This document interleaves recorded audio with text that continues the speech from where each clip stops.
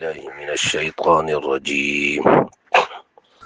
بسم الله الرحمن الرحيم.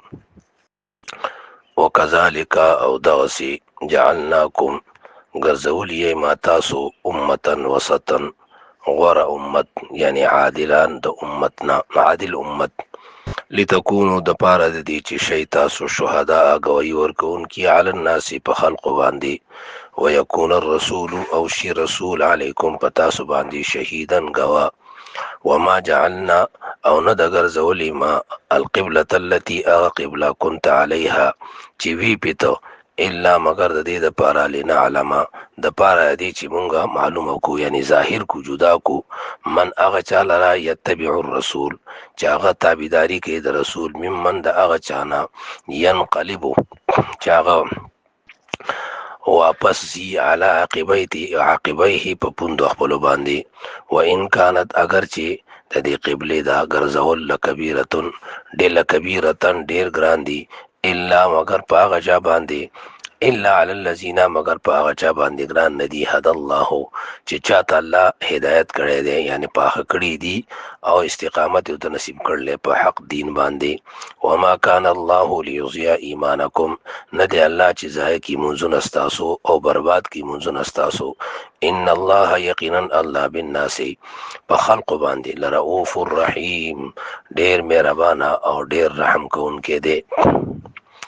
نو د دینه دا معلومه شو چې دا امت چې کوم دی دا غوره امت دی ولی دا درمیانه عادل امت دی دو بګوي ورکې په چا بګوي ورکې د قیامت پر ورځ به ټول امتیان چې دي وې دا به د خپل پیغمبرانو د تبلیغ نه منکر شي او هغه انبیا به وې الله ته چې موږ استاد دین رسول دی الله